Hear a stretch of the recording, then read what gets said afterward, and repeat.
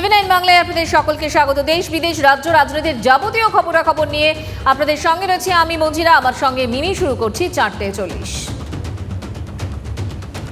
নারকেলডাঙ্গায় অন্তঃসত্ত্বা মহিলার উপর অত্যাচারের অভিযোগ তুলে বিজেপির মহিলা মোর্চার বিক্ষোভ কর্মসূচি, আর তা নিয়ে হাজরায় তুল কালাম।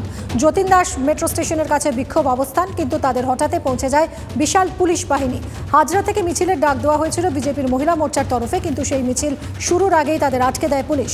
দুপক্ষের মধ্যে ধস্তাধস্তি শুরু হয়ে যায়। পুলিশের সঙ্গে বচসা থেকে হাতাহাতি পর্যন্ত হয় বিক্ষোভকারীদের। তাদের জোর করে টেনে হিঁচড়ে সরায় পুলিশ। অনেকেই চ্যাংদোলা করে তুলে নিয়ে গিয়ে প্রেজেন্ট ভ্যানে তোলা হয়। গোটা এলাকার রণক্ষেত্রের চেহারা নেয় মুহূর্তের মধ্যে। হাজির ছিলেন বিজেপি নেত্রী অগ্নিমিত্রা পালও। থানাতেও বিক্ষোভ দেখায় বিজেপি মহিলা মোর্চা। শিলিগুড়িতে বামেদের মিছিলে ধুন্ধুমার, পুলিশের সঙ্গে রীতিমতো ধস্তাধস্তিতে জড়িয়ে পড়লেন বিক্ষোভকারীরা। ঠেলে ফেলে দেওয়া হয় গার্ডরেল। পুরসভার কর্মী অভিযান কর্মসূচি ঘিরে রণক্ষেত্র এলাকা। আগে থেকেই উপস্থিত ছিল বিশাল পুলিশ বাহিনী, যাতে বিক্ষোভকারীরা শিলিগুড়ি পুরসভায় ঢুকতে না পারে, সেজন্য সতর্ক ছিল পুলিশ প্রশাসন। বামেদের বিক্ষোভ শুরু হতেই তুলকালাম বেঁধে যায়। শেষ পর্যন্ত ব্যারিকেড ভেঙে পুরসভা চত্বরে ঢুকে পড়েন বিক্ষোভকারীরা। তাদের অভিযোগ ছিল পুরসভায় কিছু কাজকর্ম হচ্ছে না, উন্নয়নমূলক কোনো কাজ হচ্ছে না। পাশাপাশি রাস্তাঘাট পরিষ্কার নয়, পার্কিং ইস্যু সহ একাধিক অভিযোগ তুলে পথে নামে বাম নেতাকর্মী সমর্থকরা। বীরভূমে এখনও হাত পড়েনি, তবে পূর্ব বর্ধমানের যে 3টি বিধানসভা এলাকা অনুব্রত মণ্ডল দেখতেন, সেই মঙ্গলকোট, কেতুগ্রাম ও আউশগ্রামের দায়িত্ব থেকে অব্যাহতি দেওয়া হলো অনুব্রত মণ্ডলকে। এবার থেকে ওই 3 এলাকা দেখভাল করবেন তৃণমূল নেতা রবীন্দ্রনাথ চট্টোপাধ্যায়। বীরভূমের দুর্দণ্ড প্রতাপ নেতার ডানা ছাড়লেন অভিষেক বন্দ্যোপাধ্যায়। পূর্ব বর্ধমানের জেলা নেতৃত্বের সঙ্গে অভিষেকের বৈঠকের পরই জানিয়ে দেওয়া হয় এই সিদ্ধান্ত। বৈঠক চলে দীর্ঘ 4 ঘন্টা 40 মিনিট। এবার থেকে এই 3 জায়গার সমস্তটা দেখে নেবেন স্থানীয় নেতৃত্বই। সূত্রের খবর, সিদ্ধান্ত হয়েছে যে এই 3 এলাকার নেতৃত্ব রাজ্য নেতৃত্বের সঙ্গে যোগাযোগ রেখে দলীয় কাজ করবেন। অনুব্রত মণ্ডলের পরিবার পরিজনদের সম্পত্তি নিয়ে বিতর্ক তো চলছেই, এবার তাতে যুক্ত হলো আরেক নাম। টিভি9 বাংলার তদন্তে হদিশ মিলল কেষ্টর কোটিপতি গাড়ির চালকের। বছর 10 কেষ্টর গাড়ির চালক হিসেবে কাজ করছেন আনারুল। বোলপুরের গুরুপল্লীর অভিজাত এলাকায় ঝা চকচকে দোতলা বাড়ি তার। আনারুলের স্ত্রীর নামেও কোটি টাকার জমির হদিশ। গ্রামের বাড়িতেও প্রচুর জমি। গাড়ি চালককে কত টাকা বেতন দিতেন অনুব্রত যে এত সম্পত্তির মালিক হয়ে উঠলেন আনারুল? যে নিজেই জমি কেনার জন্য যোগাযোগ করেছিলেন ক্যামেরার সামনে, সেই দাবি করেছেন জমির প্রাক্তন মালিক। আনারুলের ভাই পেশায় রাজমিস্ত্রি। তাহলে এত টাকার সম্পত্তি এলো কোথা থেকে? দুর্নীতির টাকাতেই রমরমা। উঠছে একের পর এক প্রশ্ন। কোনো সেলে নয়, আসানসোল সংশোধনাগার হাসপাতালে রাখা হয়েছে অনুব্রত মণ্ডলকে। তার শারীরিক অবস্থা বিবেচনা করে কমোডওয়ালা শৌচাগারে দেওয়া হয়েছে তাকে, জানিয়েছেন আসানসোল সংশোধনাগার সুপার। সূত্রের খবর, অনুব্রতর ঘরে একটি বেড রয়েছে ঘর লাগোয়া আলাদা বাথরুম। ফিসচুলা থেকে শুরু করে অন্যান্য যেসব সমস্যা, সেগুলোর কথা মাথায় রেখেই ওষুধ তাকে দেওয়া হচ্ছে। অন্যান্য বন্দীরা যে খাবার খান সেটাই পাচ্ছেন অনুব্রত। আপাতত 14 দিনের জন্য তার ঠিকানা আসানসোল সংশোধনাগার। গতকালই তাকে শারীরিক পরীক্ষার জন্য নিয়ে যাওয়া হয়েছিল হাসপাতালে। চিকিৎসকরা দেখার পর আবার তাকে সংশোধনাগারে ফিরিয়ে নিয়ে যাওয়া হয়।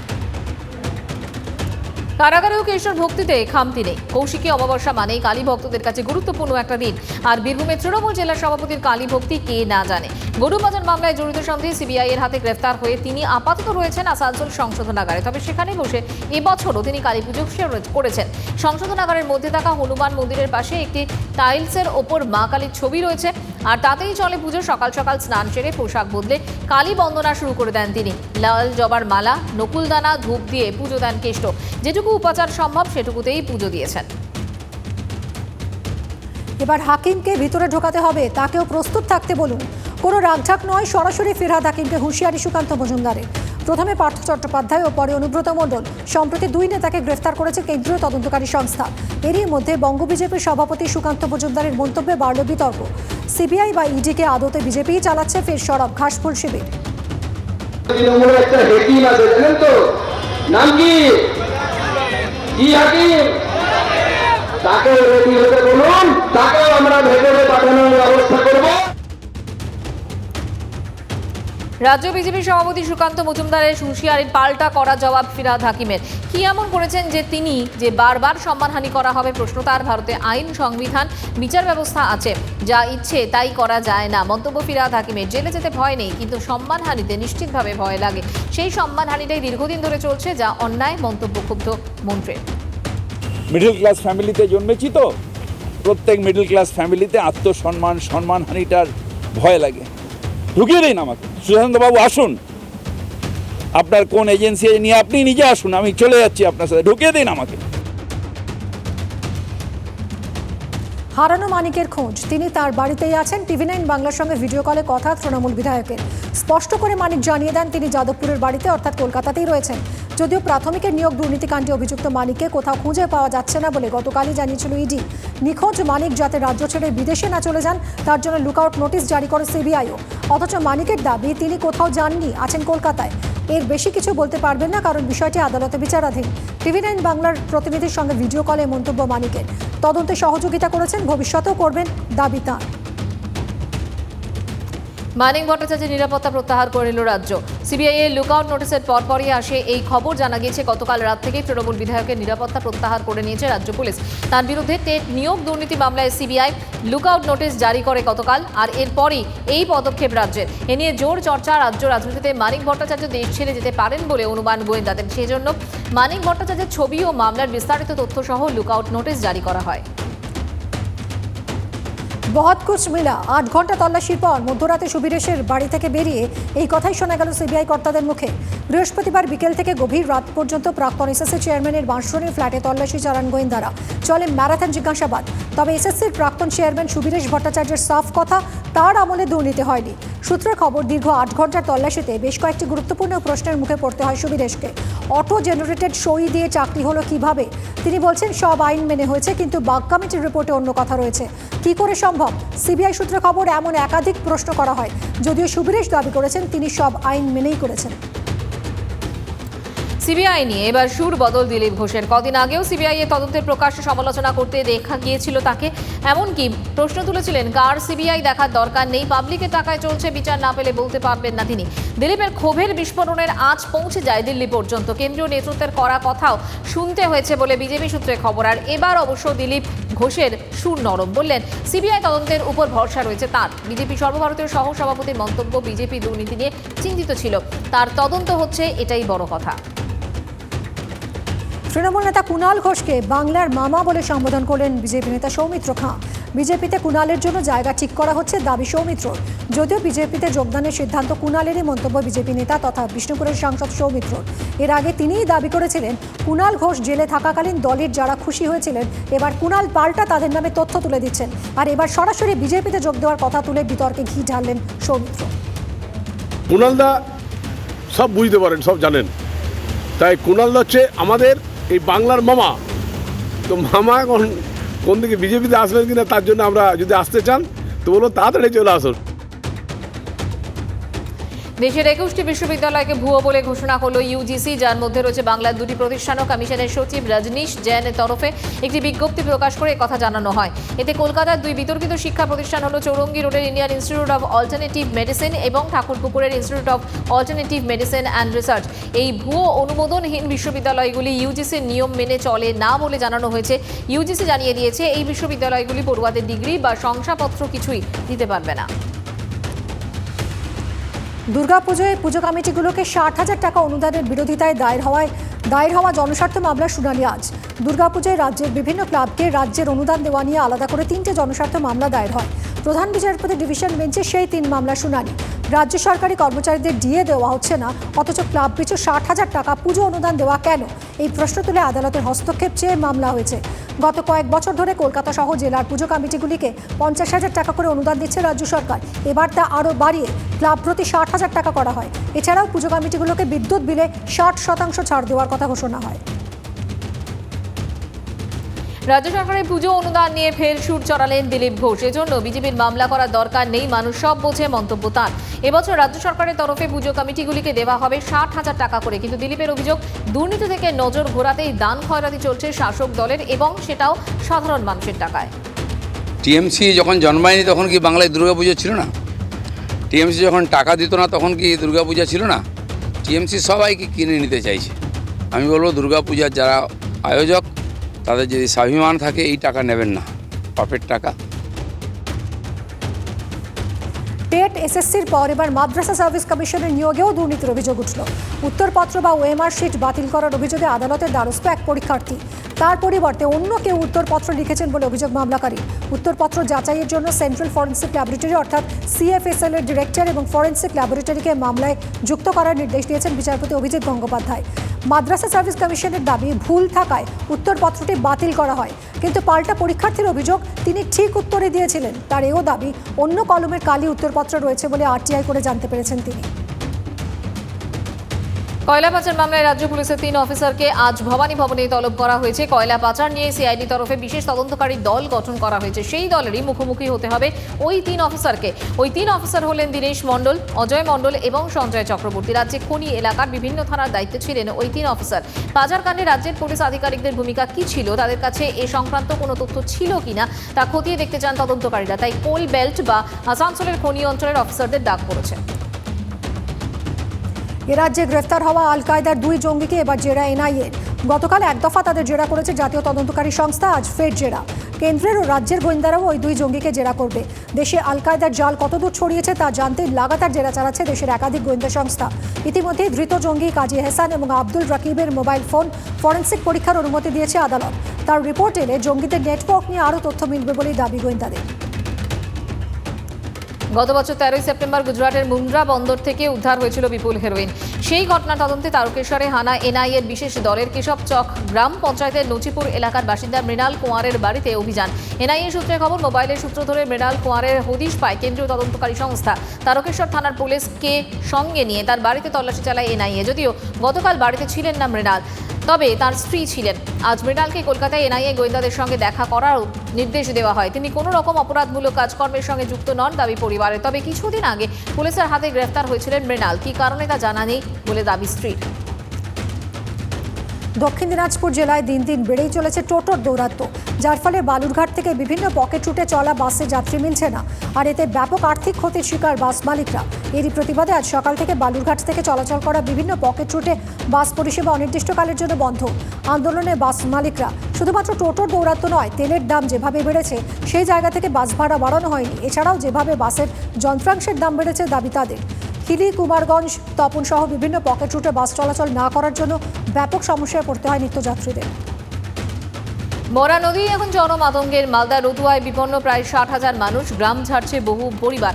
প্রায় মরা নদী কোশিতে চলছে তীব্র ভাঙন। গঙ্গার বিপুল জলরাশি দ্রুত ঢুকতে শুরু করেছে কোশিতে। এরপরেই ফুলে ফেপে ওঠা কোশি নদীতেও শুরু হয়েছে ভাঙন। এতটাই ভাঙন হচ্ছে যে এই কোশি নদী মিশে যাওয়ার মুখে ফুলহারের সঙ্গে, যা চরম বিপজ্জনক।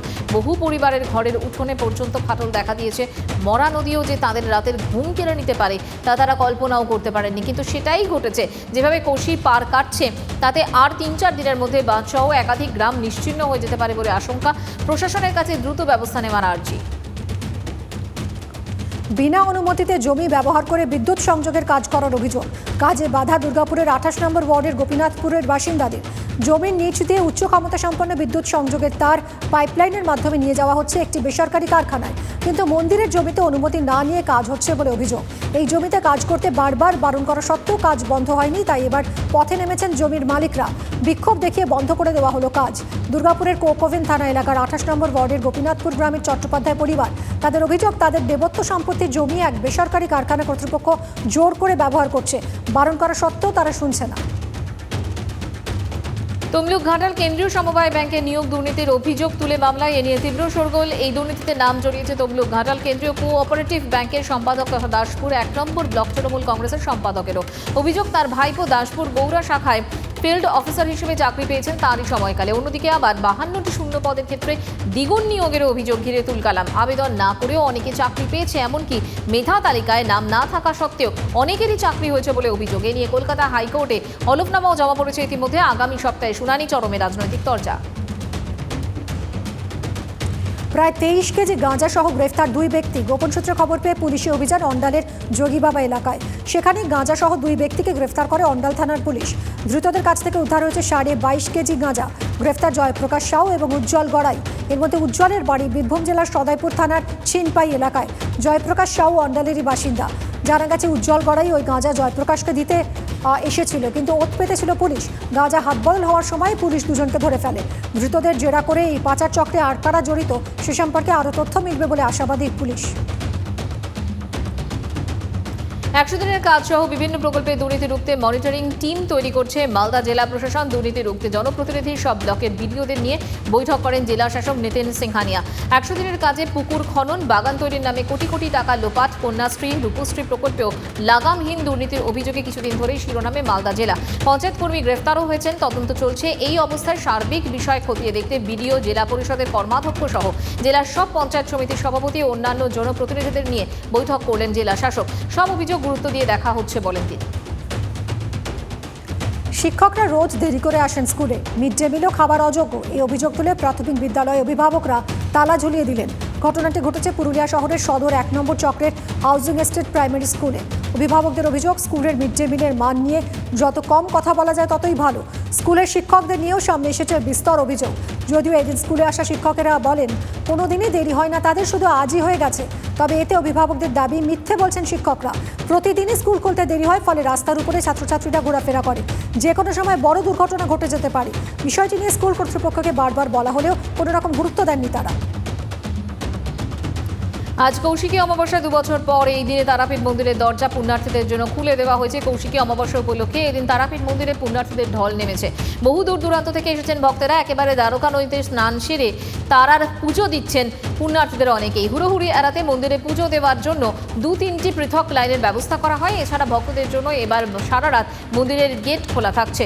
রাতভর দেবীর বিশেষ পুজোয় অংশগ্রহণ করতে পারবেন ভক্তরা। বিশেষত যারা অমাবস্যায় উপবাস করে থাকেন তারা দেবীর মহাযজ্ঞে সামিল হতে পারবেন বলে জানানো হয়েছে মন্দিরের তরফে। ভক্তদের জন্য মন্দির চত্বরে ভোগ ভান্ডারার ব্যবস্থা।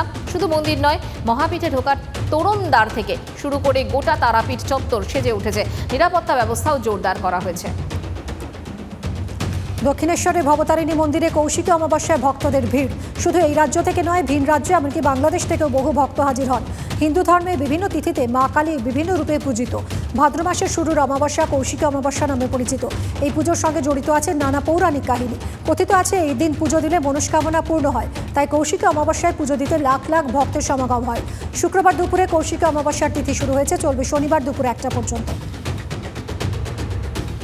সাত সকালে সাইকেল নিয়ে স্থানীয় চাষিদের সঙ্গে গ্রাম লাগোয়া মাঠে হাজির বিধায়ক আর 5 জন চাষির মতোই কাঁধে সিলিন্ডার ঝুলিয়ে ধানের জমিতে স্প্রে করলেন। কোদাল কুপিয়ে গাছের পরিচর্যাও করেন। বাঁকুড়ার সোনামুখীর বিজেপি বিধায়ক দিবাকর ঘরামির দাবি, বাড়িতে ফাঁকা সময় থাকলেই তিনি লেগে পড়েন মাঠের কাজে।